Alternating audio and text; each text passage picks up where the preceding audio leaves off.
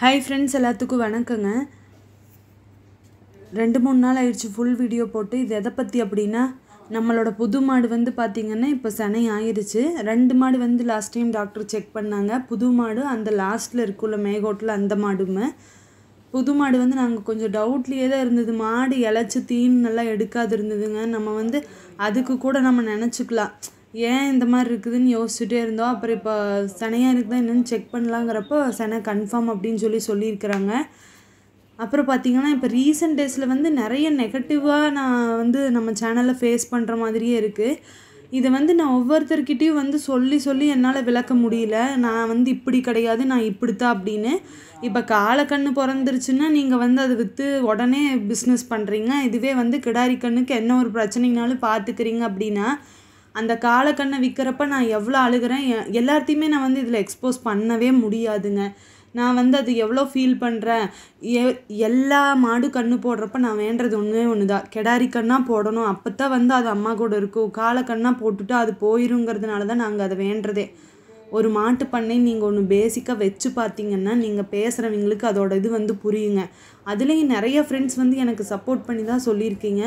குறிப்பாக மணி அண்ணாலாம் வந்து ஆதரவாக தான் சொல்கிறீங்க. எனக்காக சப்போர்ட் பண்ணி நிறையா பேசியிருக்கீங்க. அதுக்கெல்லாம் ரொம்ப நன்றி.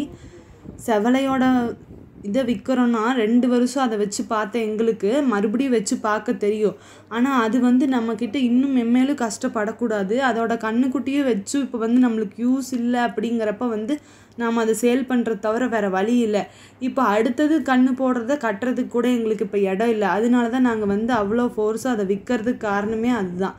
அப்போ நம்மளுக்கு அது பிரச்சனை மாற்றி பிரச்சனை வந்துட்டுருக்கப்போ உங்களால் வந்து சரி அது எவ்வளோ பிரச்சனை வந்தாலும் அதில் பார்த்துட்டே இருக்கலாம், நம்ம அதை ரெடி பண்ணிக்கலான்னு நீங்கள் பார்த்துட்டே இருப்பீங்களா? அது கஷ்டப்படுறத கூட நீங்கள் பார்த்துட்டே இருப்பீங்களா?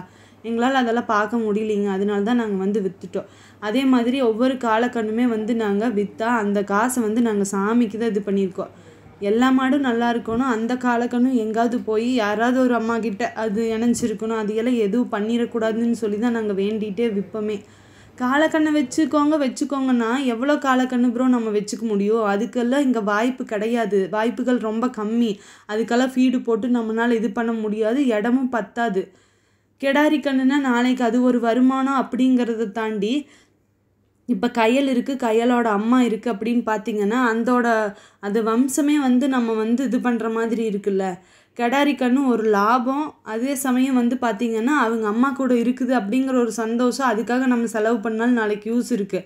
அதே சமயம் ஃபீடு வந்து அதுக்கு நம்ம காளைக்கண்ணு கொடுக்குற மாதிரியெல்லாம் கொடுக்க தேவையில்லை. இடமும் வந்து நாங்கள் சொல்கிறோம், காளை வந்து வளர்த்துறது பெருசு இல்லை, அதுக்கான பர்ஃபெக்டான ஒரு சூழல் வேணும். நம்மக்கிட்ட அதெல்லாம் இல்லை.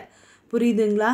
நான் வந்து ஒவ்வொரு தடவையுமே இது எக்ஸ்பிளைன் பண்ணுறேன். ஆனால் வந்து காளைக்கண்ணை விற்கிறப்ப இவ்வளோ ஃபீலிங் இல்லை, இப்போ மட்டும் ஏன் இவ்வளோ ஃபீல் பண்ணுற மாதிரி அக்கறை இருக்கிற மாதிரி நடிக்கணும்லாம் கேட்குறீங்க. பரவாயில்ல, அதை பற்றி எனக்கு பிரச்சனை இல்லை. என்னை புரிஞ்சு என் சேனல் பார்க்குறவங்க வந்து எனக்கு சப்போர்ட் பண்ணால் போதும். நான் எல்லாத்துக்கும் அது ஒன்று தான் கேட்டுக்கிறேன்.